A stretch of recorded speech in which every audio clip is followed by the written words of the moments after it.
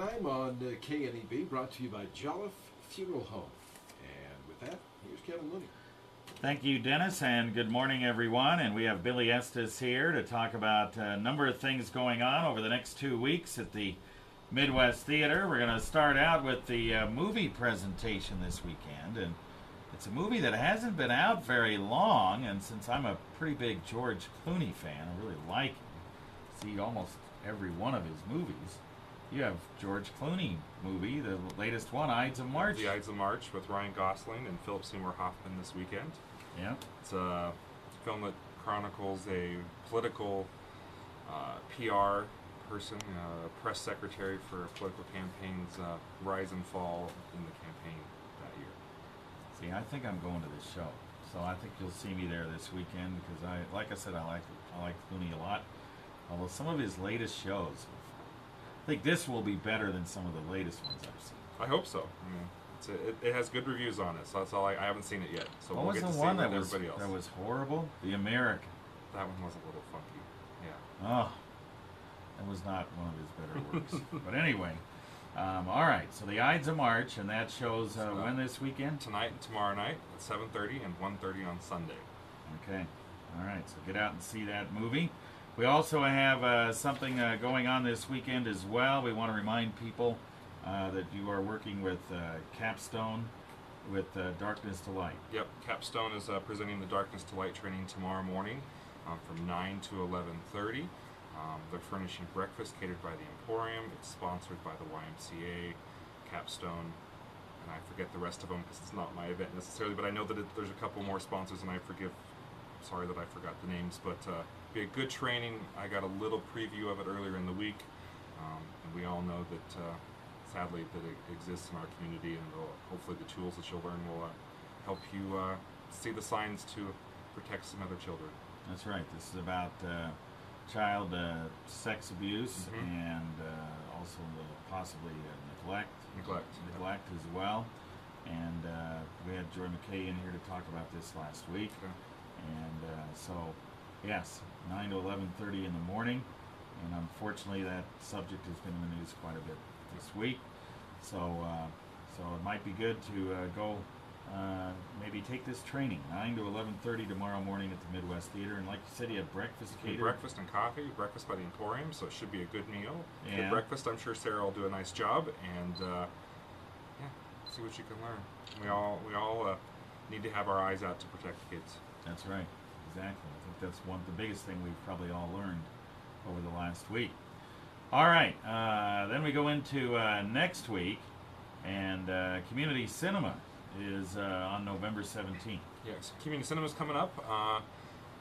The film is called We Still Live Here. The film chronicles a social worker in Massachusetts that has worked with a linguist to resurrect a native language of an Indian tribe that I'm not going to try to pronounce this morning. The tribe was the first tribe that met Christopher Columbus. They were the people, the tribe of Pocahontas, essentially, took care of the Americans, and so I guess the flip side now is they're looking at trying to bring their native language.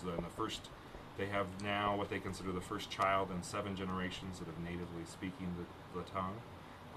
So it's a pretty big thing for this tribe to be able to say that now, and their goal is to have it more fluently spoken. Sounds very interesting. We have a gal coming from the Indian Commission coming, and Colin will be there, of course, after the film, and a discussion after the film, and cookies. And cookies afterwards. Yes. So that's always It's all good. about the cookies, you know. Yeah. So that's coming up on Thursday, the 17th at 7:30, and admission is free for that community cinema. So. Yeah. And Community Cinema, how are you getting? Are you getting pretty good audiences for We've been Community having Cinema? good crowds this year. This is where we're into the 3rd film for the season. We're averaging 75 people probably in there somewhere. So good little crowd. Coming up in December, I forget the date. The next film is called Troop 1500. It's about a Girl Scout troop, and all the mothers of the troop have been incarcerated at some point in time. So the mothers have set out to make themselves better and their girls as well. Well, that would be interesting. So I think that's the 17th or the 11th of December. I forget the date off the top of my head. All right, so you might kind of keep your eyes out for Troop Yep, 1500. that's right. It's coming in December. But then again, back to next week, next weekend, we also have Real Family Films will screen. Again, our autism screening will show Dolphin Tale next Saturday, November 19th at 1:30. So that's one of my favorite, I think, programs that we started with ESU 13 a few years ago. Right. To do, a sensory-friendly film screening for children that can't take dark theaters or extra loud music because they have sensory overload issues. So I think it's pretty cool that kids can come and experience the film in any way they want to and have that same experience that every other kid gets to have. That's great.